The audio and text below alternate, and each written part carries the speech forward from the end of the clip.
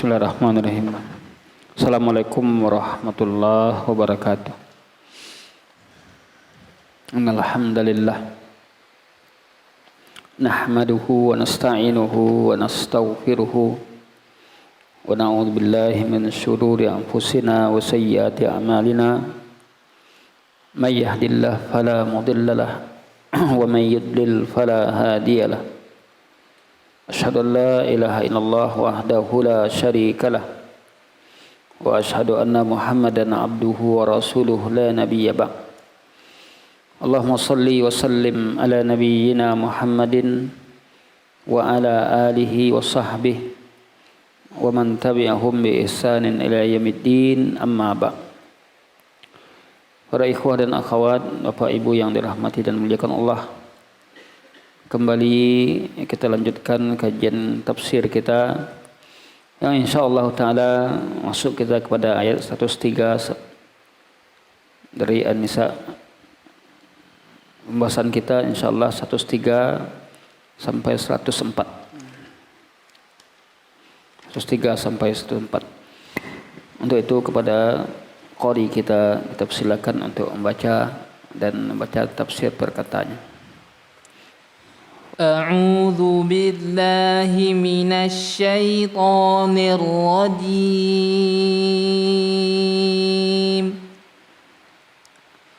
فإذا قضيتم الصلاة فاذكروا الله قياما وقعودا وعلى جنوبكم فإذا طمأننتم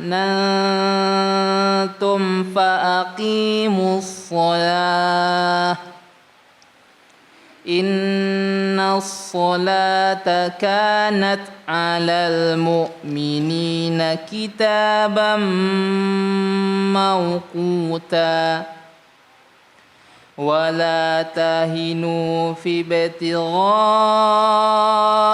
القوم إن تكونوا تعلمون فإنهم يعلمون كما تعلمون وترجون من الله ما لا يرجون وكان الله عليما حكيما. Arti berkata, Faiza, lalu apabila qadaitumu, kalian telah menyelesaikan as-salata, salat, fadhkurullaha, maka ingatlah dan sebutlah Allah atau berzikirlah kalian qiyaman, dalam keadaan berdiri, wa qu'udan, dan keadaan duduk, wa ala, dan dalam keadaan junubikum, berbaring. Fa iza, lalu apabila itama'nantum, kalian telah tenang merasa aman, fa aqimu, maka kalian laksanakanlah as-salata, salat sesuai tata cara aslinya. Inna, sesungguhnya, as-salata, salat, kanat, ia adalah, ala, atas, al-mu'minina, orang-orang yang beriman, kitaban, suatu kewajiban atau fardu, mauqutan, yang ditentukan waktunya. Wala, dan jangan, tahinu, kalian lemah, fi, dalam, ibtighai, mencari atau melawan, al-qaumi, kaum atau musuh atau kafir. In, jika, takunu, kalian menjadi, ta'lamuna, menderita sakit atau terluka, fa innahum, maka sesungguhnya mereka, ya'lamuna, mereka menderita atau sakit juga, kama, sebagaimana, ta'lamuna, kalian menderita sakit, wa tarjuna, dan kalian dapat berharap, mina, dari Allahi, Allah, ma, apa, atau kemenangan atau pahala yang la tidak dapat, yarjuna mereka harapkan, wa kana dan dia adalah Allahu Allah, aliman maha mengetahui, hakiman maha bijaksana. Jazakallah khairan. Para ikhwah dan akhwat, Bapak Ibu yang dirahmati dan dimuliakan Allah. Setelah kita berbicara tentang salat al-khauf, salat ya ketika dalam keadaan takut, atau salat ketika ketika mau berperang, maka Allah Subhanahu wa taala berfirman setelah itu, fa idza qadaitumus salata, apabila kamu telah menunaikan salat, fadzkurullaha qiyaman, maka ingatlah kepada Allah qiyaman, ketika kalian berdiri, wa qu'udan dan ketika kalian duduk, wa ala junubikum dan ketika kalian berbaring. Fa idza namtum fa idza ma'nantum, apabila kamu telah merasa aman, tentram, fa aqimus shalah, maka tegakkanlah salat atau sempurnakan dalam menegakkan salat. Innas salata, sungguh salat itu adalah alal mu'minin, atas orang-orang mukmin, kitaban telah ditentukan, mauquta, waktu-waktunya. Ikhwatuna fiddin yang dimuliakan Allah, bahwa ayat ini menjelaskan kepada kita berhubungan dengan salat khauf yang telah kita bahas pada minggu yang lalu. Syekh menafsirkan, fa idza faragtum min salatikum, apabila kamu sudah selesai dari salat kamu, maksudnya salatul khauf, salat khauf dan yang lainnya. Fadhkurullaha fi jami'i ahwalikum wa hayatikum, maka ingatlah kepada Allah dalam semua keadaanmu, dalam semua kondisi keadaan kamu dan kondisi kamu. Ini adalah perintah untuk mengingat Allah Subhanahu wa taala. Walaupun salat sudah ditunaikan, maka tetap wajib mengingat Allah dalam semua kondisi dan keadaan. Nah, kita wajib untuk mengingat Allah dalam setiap keadaan, baik ketika kita dalam keadaan lapang atau ketika kita dalam keadaan susah, baik ketika kita sakit atau ketika kita dalam keadaan senang, sehat. Kemudian Syekh mengatakan, walakin khussat salatul khauf bidzalika, namun dikhususkan dalam ayat ini maksudnya ada salat khauf, salat dalam keadaan takut. Hal ini bidzalika li fawaid, karena ada faedah-faedahnya dalam melaksanakan salat khauf tadi. Maka saya merincikan faedah-faedah dari salat dalam keadaan takut. Anal qalba, bahwa hati itu, bahwa hati salahuhu, baiknya, wa falahu dan kebahagiaan hati, kemenangan hati, wa sa'adatuhu dan kebahagiaannya adalah bil inabah ilallah, dengan kembali kepada Allah. Meskipun kita dalam keadaan susah, ya dalam keadaan genting sekalipun, yaitu berperang, tapi hati ini tidak akan bisa tenang dan tentram melainkan kembali kepada Allah. Ya, tetap melawan musuh ya, namun hati harus tetap kembalikan kepada Allah. Kalau tidak akan tenang dan tidak akan tentram. Bil inabah ilallah ta'ala fil mahabbah, dengan kembali kepada Allah dalam mencintainya. Wamtala al qalbu min zikri, hati itu akan diisi dengan mengingatnya.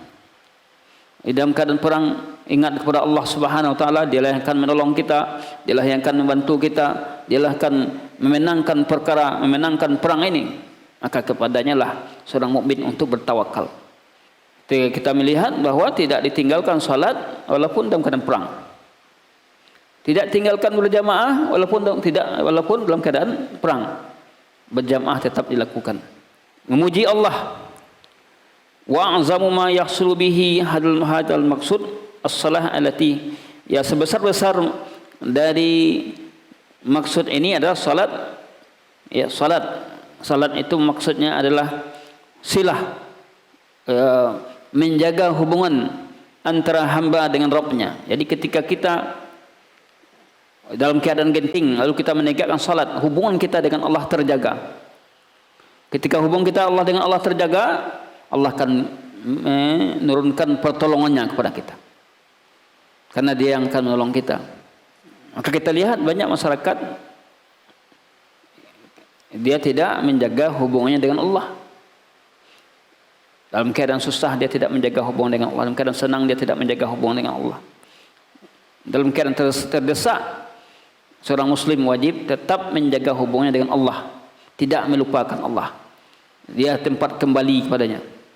Dan di antaranya lagi kata Syekh As-Sa'di, anna fiha min haqa'iqil iman, bahwa di dalamnya dalam melaksanakan salat khauf ini sebagai bukti dari hakikat keimanan, iman yang sebenarnya. Wa ma'ariful iqan, pengenalan yang mengantarkan kepada keyakinan, ma'rifatullah, pengenalan kepada Allah sampai kepada al-yakin. Ma aujaba an yufridahallahu ala ibadihi, apa yang diwajibkan, difardukan oleh Allah terhadap hambanya setiap hari, kulla yaumin, setiap hari dan setiap malam. Dan di antara hal yang perlu diketahui bahawa salatul khauf, salat khauf itu la tuhsalu fiha hadil maqasid, tidak akan bisa tercapai maksud-maksud yang terpuji ini bisabab istighalil qalbi wal badan, dengan kesibukan hati dan badan, wal khauf, dan ketakutan. Maka Allah perintahkan setelah itu dengan menyebut Allah, berzikir kepadanya. Fa idza qadaitumus shalah fadhkurullaha qiyaman, apabila kamu sudah menunaikan salat khauf, maka ingatlah kepada Allah dalam keadaan berdiri, dalam keadaan duduk, ya, bahkan dalam setiap wa ala junubikum, dalam setiap keadaan. Maka seorang muslim berdasarkan ayat ini selalu mengingat Allah dalam setiap kondisi. Lah salat itu naikkan, bukan berarti mengingat Allah itu bukan hanya ketika salat saja, tetapi sesudah salat yang kita lakukan apa? Zikir, ya, dalam setiap keadaan.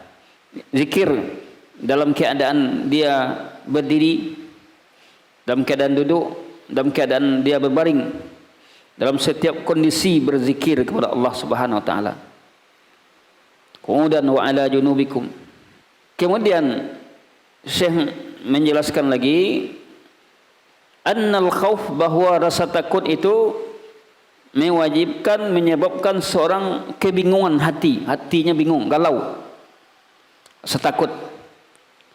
Dan khawwafuhu, ya, rasa takut itu ma huwa mazannatu, ini menunjukkan karena kelemahan manusia. Kalau ada rasa takutnya ketika itu adalah suatu hal yang lumrah, merupakan kelemahan manusia. Ada rasa takut dengan ketemu dengan musuh. Maka wa idza dha'ufal qalbu, apabila hati itu lemah, dha'ufal badan, maka badan akan lemah pula. Yang menyebabkan lemah itu adalah hati. Cobalah dalam kehidupan sehari, kalau antum banyak persoalan lemah hati, badan akan ikut lemah, ya. Maka diisilah hati dengan berzikir sebagai kekuatan untuk melawan musuh. Diisilah hati dengan as-salah untuk melawan musuh tadi, ya. Dikuatkan hati dulu. Kalau hati kita sudah kuat, maka badan akan kuat. Karena hati itu jadi raja. Kekuatan hati akan bisa memerintah orang yang badan besar. Betul tak? Kalau kuat hati seorang anak kecil, ya, orang yang badan kecil pun bisa memerintah orang yang badan besar karena kekuatan hatinya tadi. Maka hati ini perlu dikuatkan dalam rangka untuk menguatkan fisik kita. Itulah untuk menguatkan hati dengan menegakkan salat dan berzikir kepada Allah. Kemudian Syekh menyatakan bahwasanya tadi apabila hati lemah fisik, lemah badan dari melawan musuh. Wazikru lillah, sedangkan zikir kepada Allah dan memperbanyak zikir merupakan sebesar-besar, ya, muqawiyatil qalbi, yang akan memperkuat hati tadi, ya. Jadi zikir, ya, Memperbanyak zikir kepada Allah ini akan memperkuat kekuatan hati yang akan mengalahkan segalanya. Ketika hati kita kuat, badan akan kuat. Kita lihat betapa banyak orang yang badannya lemah, fisiknya lemah, tapi hatinya kuat, bisa dia datang ke masjid ini. Kita pula lihat di media sosial banyak viral orang lumpuh kan, yang tidak ada kaki, dipaksakan berjalan karena kekuatan hatinya tadi membawa dia untuk kuat fisik tadi. Maka apabila kita kuat, ingin kuat hati kita kuatkan, insyaallah fisik akan ikut kuat. Ikhwatuna fi din yang dimuliakan Allah. Kemudian Syekh menyatakan anna zikra lillahi, sesungguhnya zikir kepada Allah berdasarkan ayat tadi, wa idza qadaitumus salata fazkurullaha qiyaman wa qu'udan, apabila kamu sudah menunaikan salat ingatlah kepada Allah dalam keadaan berdiri, duduk dan berbaring, ya. Maka di antara faedah ayat ini, berzikir kepada Allah ma'as sabri, disertai dengan kesabaran, wassabat, dan kekokohan hati, merupakan sababul lil falah, penyebab al falah, yaitu kemenangan, wazzufur, ya, kemenangan, keberhasilan, bil a'da, melawan musuh, ya. Ini yang dinyatakan oleh Allah Ta'ala, ya ayyuhallazina amanu idza laqitum fi'ah, hai orang beriman, jika kamu berjumpa dengan satu kelompok, fathbutu, maka kokohlah, teguhlah, ya, waskurullaha katsiran, dan ingatlah Allah yang banyak, la'allakum tuflihun. Artinya adalah jika berjumpa dengan musuh jangan kamu lari, tapi kamu hendaknya dalam keadaan teguh dan kokoh, ya, kuat melawan musuh tadi. Maka di sini dalam ayat ini kata Syekh, fa'amara bil ikthar minhu, Allah perintahkan untuk memperbanyak, ya, zikir kepada Allah dalam kondisi seperti itu. Hai orang beriman, jika kamu berjumpa dengan musuh kamu, fathbutu, kokohlah kamu, teguhlah kamu, ya. Musuh tadi, ketemu musuh tidak lari, karena prinsip orang Islam itu dia tidak mau mencari musuh. Tetapi ketika musuh datang, dia nak lari. Tak takut dia dengan musuh tadi.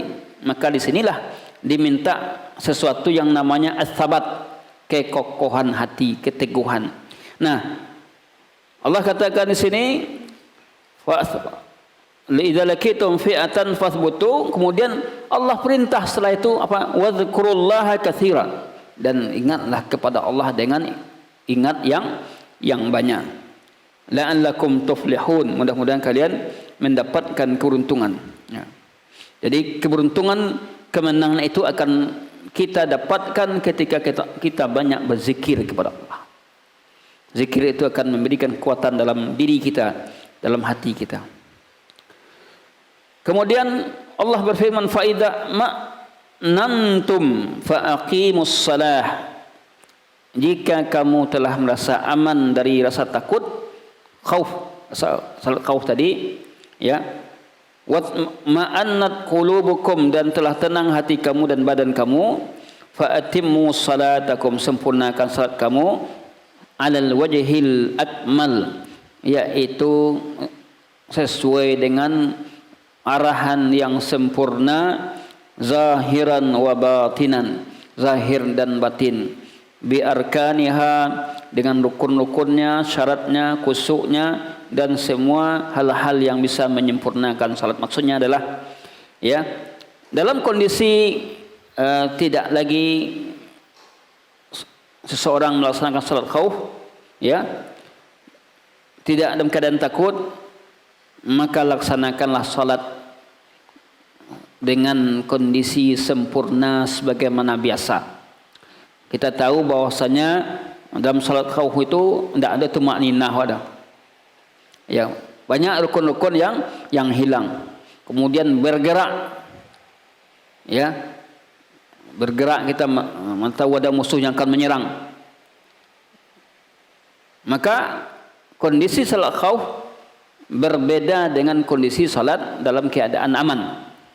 Oleh karena itu di sini Allah kata, jika kamu sudah merasa tenang dan aman, dalam pelaksanakan salat kamu yang telah kamu lakukan sebelumnya al-khauf, maka faqimus shalah, tegakkanlah salat dalam keadaan sempurna zahir batin, laksanakan salat sesuai dengan rukun-rukunnya dan syarat-syaratnya dengan khusyuk dan sempurna. Kemudian Allah sebutkan innas salata kanat 'alal mu'minina kitaban mawquta. Sesungguhnya salat itu bagi orang-orang mukmin sudah ditentukan waktunya. Kitaban mawquta, sudah tertulis waktu-waktunya tadi. Bahwa salat sudah ada ketentuan waktu-waktunya, tidak boleh melampaui waktu yang sudah ditentukan. Ini menunjukkan bahwasanya seorang muslim hendaklah memperhatikan waktu salatnya. Syekh menjelaskan kitaban mawquta, waktu-waktu yang sudah ditentukan, difardukan. Fadalla dalika ala fardiyatiha, ini menunjukkan atas fardunya, wajibnya melihat waktu. Wa anna laha waqtan, bahwa dalam salat itu ada waktu yang tidak sah lagi, ya. Anna laha waqtan, dia punya waktu tidak sah kecuali dengan waktu yang telah ditentukan. Ini waktu ini sudah ditetapkan, ya, oleh Allah Subhanahu wa taala. Sagiruhum, dari yang kecil besarnya, orang dari alimihim, oleh orang alim mereka dan orang jahil mereka. Maka Nabi katakan, sallu kama raaitumuni usalli, salatlah kalian sebagaimana kalian melihat aku salat. Dalam melaksanakan waktu salat, ya, waktu salat itu terbagi kepada 3. Pertama, waktu afdal. Waktu afdal di awal waktu. As-salatu ada waktiha. Yang kedua, waktul jawas. Waktu boleh. Boleh dia salat, ya, sudah masuki awal waktu. Setelah awal waktu itu sampai, ya, pertengahan, itu waktu jawas namanya, atau menjelang habis. Sedangkan yang terakhir waktu darurat. Waktu darurat sebelum habisnya waktu. Ittirar. Ya. Menjelang habisnya waktu salat, kita salat, itu waktu darurat sekali. Maka tentu yang paling utama itu adalah waktu al-afdal, awal waktu salat tadi. Walaupun nanti umpamanya salat zuhur jam 2, jam setengah 3, itu waktu jawas, waktu boleh, ya, tapi dia tidak mendapatkan keutamaan. Ya. Kalau sengaja dia tanpa sebab mengulur waktu, dianggap lalai. Tapi kalau ada sebab, ya, mungkin di dalam perjalanan, kemudian ada pekerjaan yang mana tidak bisa untuk diundur, kalau tidak memudaratkan.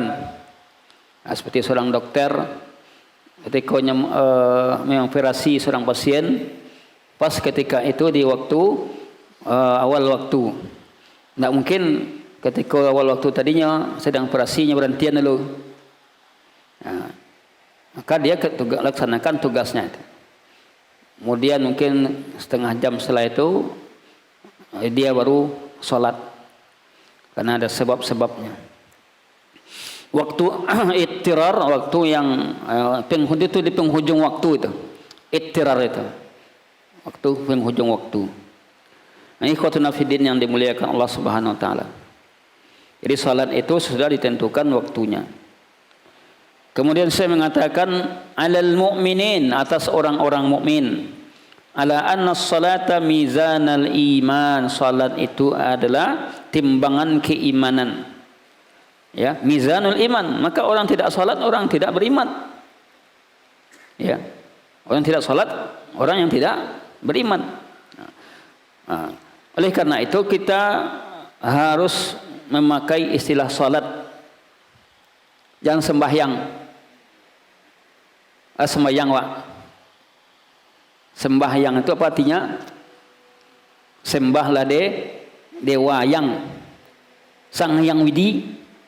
Pernah belajar dulu di PS sejarah, ya. Maka walaupun tujuan kita adalah makna salat, tetapi bagi kita yang sudah belajar sudah memahami sunnah, tanya kalau kita ingin mengungkapkan kalimat salat aja, udah salat, sembahyang tadi. Walaupun maksud kita ada salat, tetapi makna kalimat yang tepat adalah salat. Karena agama-agama lain dia memakai sembahyang, tidak adanya memakai salat lah. Ya, salat tadi kata orang Nasrani kan ada. Ya. Oleh karena itu mari kita perhatikan istilah-istilah ini, kita kembalikan istilah itu kepada istilah yang diterima oleh syariat. Baik, khotuna fiddin. Kita melangkah kepada ayat 104. Wala tahinu fi ibtigha'il qaum. Janganlah kamu merasa lemah di dalam ya ibtigha, menuntut, mencari al-qaum, musuh ya, dari orang-orang kafir. Jangan kamu merasa lemah di dalam mencari musuh atau dalam berjihad melawan orang-orang kafir. Jangan kamu merasa lemah. Jadi ini Allah Subhanahu wa taala memberikan semangat kepada Nabi dan para sahabatnya dalam menghadapi peperangan atau jihad. Ya.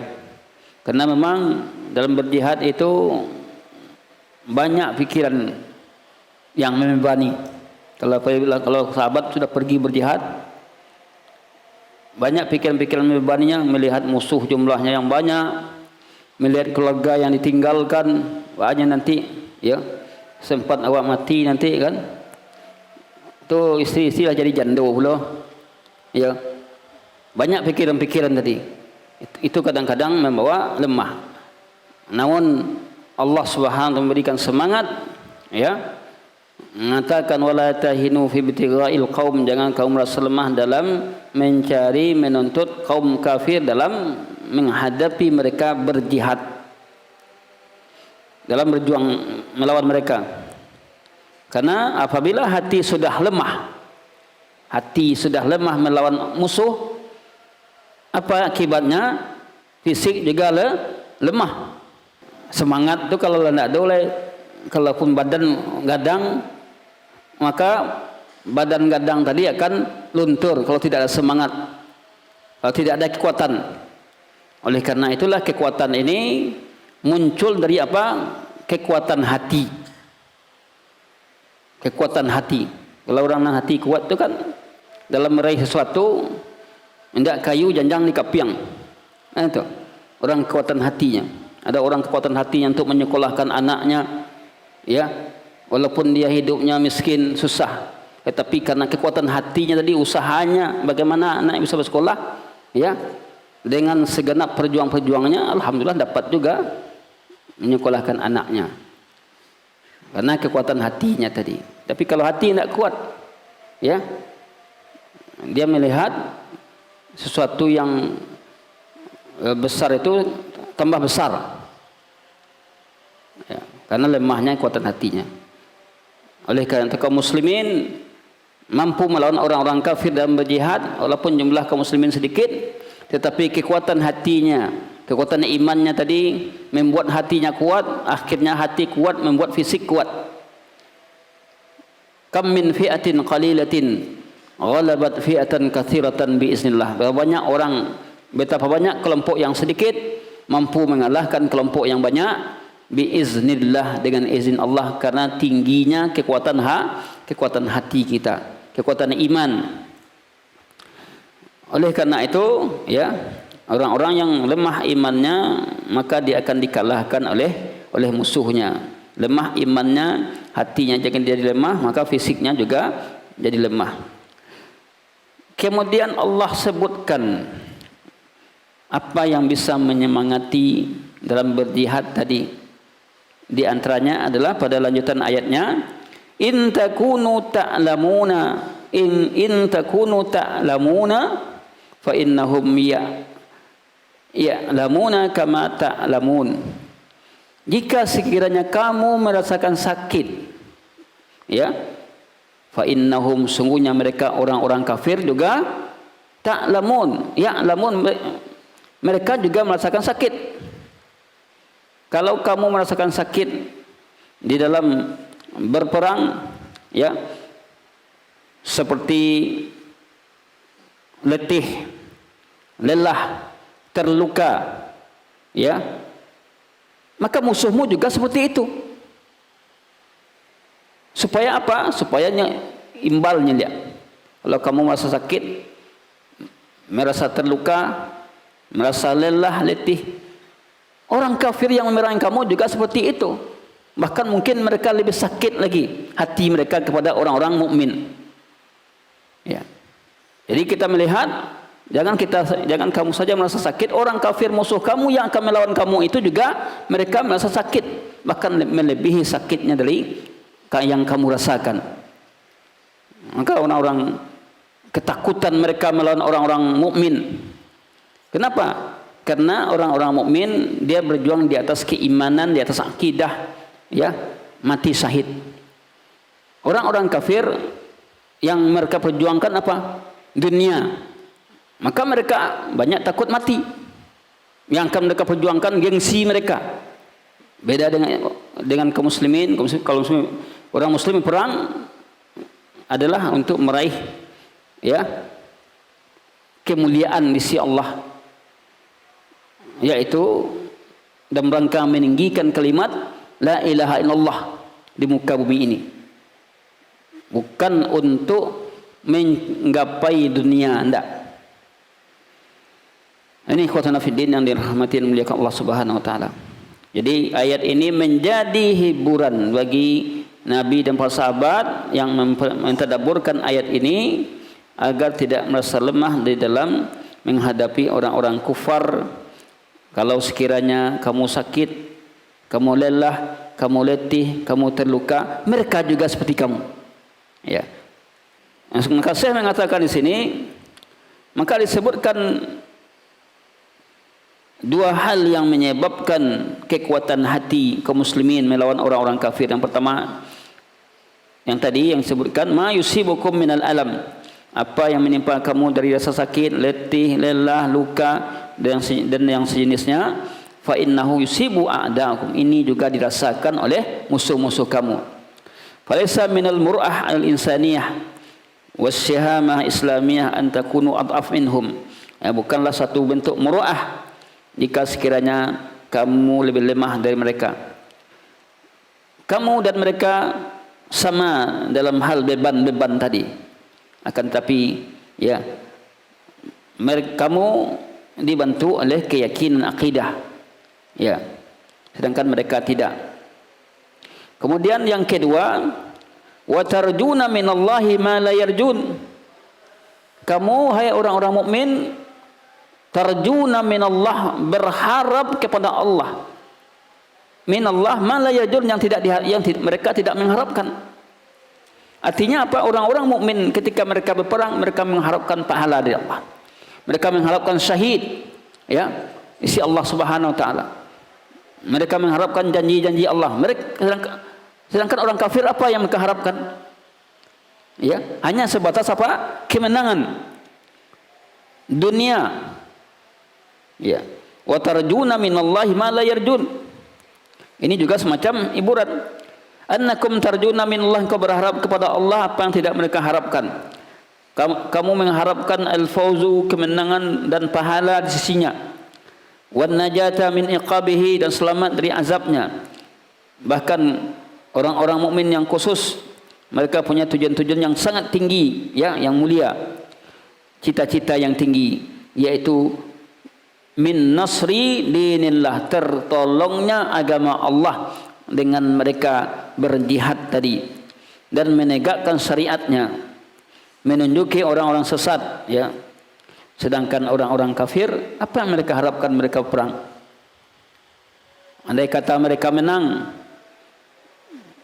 apa yang mereka dapatkan? Hanya sebatas kemenangan, pahala tidak dapat, ya, kemuliaan tidak dapat, hanya sebatas kemenangan yang berhubungan dengan dunia. Kalau orang Islam menang, kemenangan itu akan meninggikan agama Allah, ya, akan meninggikan agama Allah. Dan ini, ayat ini memberikan semangat di dalam berjihad di jalan Allah. Maka saya mengatakan, fahadil umur tujibu lil mu'min al musaddiq ziyadatul quwwah. Ayat hal-hal ini, hal-hal yang di atas tadi yang disebutkan, di mana Allah Subhanahu wa taala melarang untuk lemah. Kemudian lihatlah bagaimana orang-orang, kalau kamu merasakan sakit, kamu merasakan beban, maka musuh-musuh kamu juga seperti itu, sama, ya bahkan lebih lagi. Kemudian kalau kamu berharap, ya harapan yang kamu dapatkan tidak sama dengan mereka. Kamu mendapatkan surga balasannya, sedangkan mereka tidak. Ini semuanya adalah sebagai penyangga agar semangat kaum muslimin kuat untuk berjihad tadi melawan orang-orang kafir. Tidak ada yang diharapkan kecuali pahala dari Allah. Oleh karena itu orang-orang kafir sangat takut dengan kekuatan jihad kaum muslimin. Ya. Karena dia berjihad dengan li'la'i kalimatillah, untuk meninggikan kalimat Allah di muka bumi ini, sehingga hati mereka itu kuat. Beda dengan orang-orang kafir. Orang-orang kafir berjihad, ya mengharapkan dunia semata, sanjungan manusia. Sedangkan kita kaum muslimin tidak demikian jika berjihad. Andai kata pun kemenangan didapatkan, maka kemenangan itu datang dari Allah. Ini bedanya. Mereka tidak berbangga-bangga dengan kemenangan yang mereka dapatkan tadi, dan mereka tidak kagum dengan kemenangan, karena semuanya adalah milik Allah. Mereka memuji Allah jika mereka menang. Maka di akhir pembahasan, hal-hal di sini adalah sesuatu yang menguatkan kaum orang-orang mukmin, bertambahnya kekuatan mereka ketika Allah menyebutkan hal-hal tadi. Dan wa tada'afun nasad, ya, bertambah semangatnya kaum muslimin dan bertambah berani dia. Lianna man yuqatil, sungguhnya siapa yang berperang, wa yasbir, dia sabar untuk meraih kemuliaan dunia, jika dia ingin, laisa kaman yuqatil, bukan sebagaimana orang yang meraih kebahagiaan dunia dan akhirat. Wal fauzu, kemenangan itu adalah didapatkan dengan mencari keridhaan Allah dan surganya. Fa subhana man fawata bainal ibad, maka maksudnya Allah orang yang hilang hal tersebut dari hamba-hamba sesama hambanya. Dan ini di akhir perkataan Allah katakan, wa kanallahu aliman hakima, dan adalah Allah itu alim, maha berilmu, sempurna ilmunya, hakima, kamilul hikmah, sempurna hikmahnya. Wallahu a'lam bishawab. Ini yang bisa kita sampaikan pembahasan kita pada kesempatan ini. Mudah-mudahan bermanfaat, menambah ilmu kita semua. Sallallahu ala nabiyyina Muhammadin wa ala alihi wa sahbihi wa akhiru da'wana alhamdulillahirabbil alamin. Assalamualaikum warahmatullahi wabarakatuh.